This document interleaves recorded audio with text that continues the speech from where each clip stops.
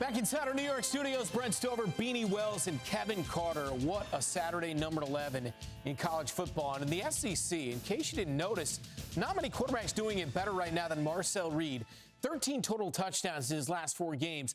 The last 2 coming in Fayetteville and Baton Rouge. Saturday afternoon, a 3rd straight road game. This one in Columbia, Missouri. 3rd-ranked A&M, number 22 Missouri. Mike Elko trying to remain perfect on the year. Marcel Reed shuffling in the pocket, fires it for Ashton Bethel Roman. 7-0. Matt Zoller's here going to drop back. Damian Sanford knocks the ball out right into Dalton Brooks' arms. And he takes it down near the pylon, remaining at 7-0. Yeah, following possession, E.J. Smith hammers it into the end zone. Aggies up 14-0 at this point. On to the 3rd. Texas A&M 14 up, 14-0. Marcel Reed hits Casey Concepcion. Blockers in front of him. Takes it 48 yards to the house. Aggies up 21-0. Yeah, Mizzou down 21-0. Jamal Roberts takes a snap and barrels his way into the end zone. Tigers down now 21-7. Then Ruben Owens takes the handoff, makes a guy miss, breaks a tackle, and skirts 57 yards for the score. Texas A&M runs away with this one, 38-17. For A&M, their first 9-0 start since 1992. The defense was exquisite. Matt Zoller's held to 7 of 22, 77 yards as the Mizzou quarterback. Marcel Reed, the QB for the Aggies, 221 and 2 touchdowns. Ruben Owens over 100 yards and 2 touchdowns. Concepcion has been a consistent target all year long. 4 receptions, 84. How about the play, Kevin, of Marcel Reed? He has been sensational all season long for A&M.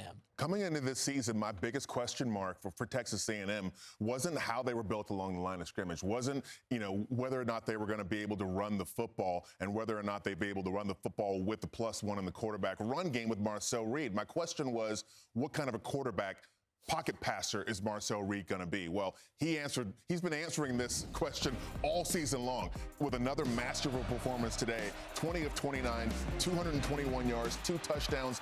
And you know what? There's a big goose egg in the interception column.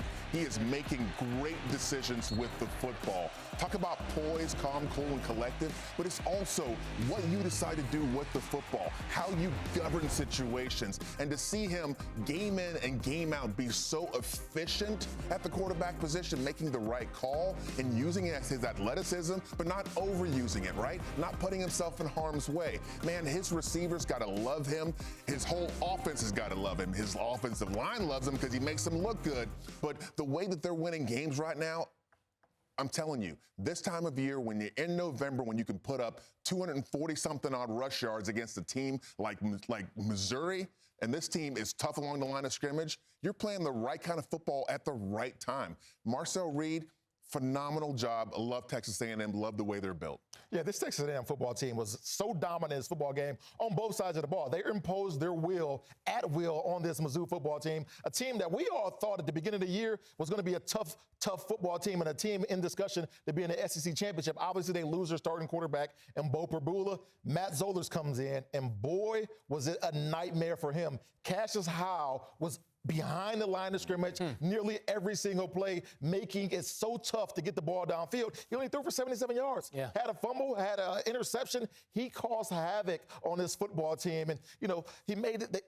The thing I love about this Texas A&M football team is they made them one-dimensional. They were only able to run the football. So they said, you think you're going to be just running with our high-powered offense that can score at will? There's no way. This was an impressive statement made by Texas A&M saying that we are one of the best teams in the country, and we're making our way to the college football playoff. It just doesn't feel like they are one of the sexier teams. We talk so much about Ohio State and the great story that continues to go on there in Indiana. And when you're talking about the SEC, of course, it's old reliables like Alabama and Georgia. But A&M has a home game against South Carolina next time out. Then they play Samford out of conference, then go on the road for 11th-ranked Texas. This very much could be a perfect regular season for a team. I feel like somehow, some way, and it seems crazy to say it because they're ranked number 3 in the country, but it still kind of feels like they're under the radar a little bit, Kev. They're a little bit under the radar because they're not that branded program. And there were so many other teams in the SEC that we expected more out of. I mean, frankly, coming into the season, everyone was talking about, what's Alabama going to do with Ty Simpson? Well, they answered the bell. Well, Georgia, is Georgia back? Well, Georgia's kind of getting back now. But, at this point in the year, we were all looking in terms of SEC West. We were all looking at LSU. Okay, we were all looking at Garrett Nussmeier and, Brian Kelly and finally having that team in position. But lo and behold, Mike Elko's been building a team the right way year in and year out consistently. Guys along their front lines on both sides of the ball go to the NFL. They're constantly putting great players out. They just haven't manifested it as to where it manufactured points on the field and wins for the program. But this year, like I said, I had one question mark, and it was Marcel Reed. I was wrong. And I got my question answered, and he is continuing to answer it every Saturday. Missouri's now 6-3, 2-3 in the conference. That's a tough road environment, and they go in there and beat them by 3 touchdowns, Beanie. Yeah, like I said, they imposed their will on this football team, coming in saying, we're going to play our style of football, and that's any which way we want to do it, we're going to be able to be successful. Them to be able to run the ball, as efficient as they were today was nothing short of amazing. And then it wasn't even Le'Veon Moss. Obviously, he was banged up and out of his game. They brought another back in, and he came in and was so dominant in this football game. It was incredible. This team, like you just said, Kevin, they're built different. I think everybody's kind of been waiting for them to have that fall-off game, for Marcel Reed to fall off like we saw him do at times last year. Well, no, they're built completely different. Mike Elko has his team playing inspired football. Last year, they had a taste of what it was like to be one of the top teams in the country. This year, they want that taste and some. And you got that right. They have more than one guy in that stable. And you talk about it all the time, especially this time of year, Kevin.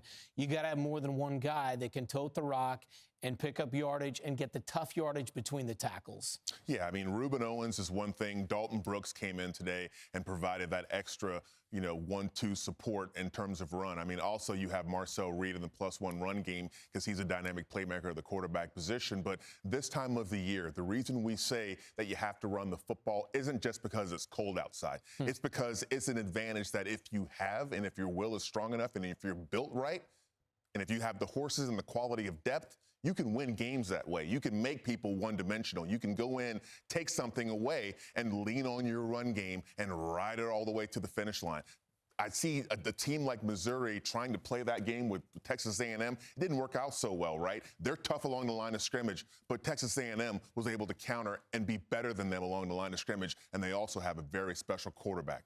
207 on the ground for Missouri, so that's something you can hang your hat on a little bit. But to your point, they made them one-dimensional. They got nothing in the passing game. No one is going to feel sorry for anybody. But, man, Bo Prabula was having a really nice season. Yeah, he most certainly was. This is a completely different football team with him at the helm. He certainly gets them over the hump, being a +1 in the run game, being able to be efficient in the passing game. He provided that spark that they didn't have out there, and his lack of not being there, you can certainly tell. Missouri home for Mississippi State, then at number 12, Oklahoma, followed by a rivalry game against Arkansas to close it out at the end of November.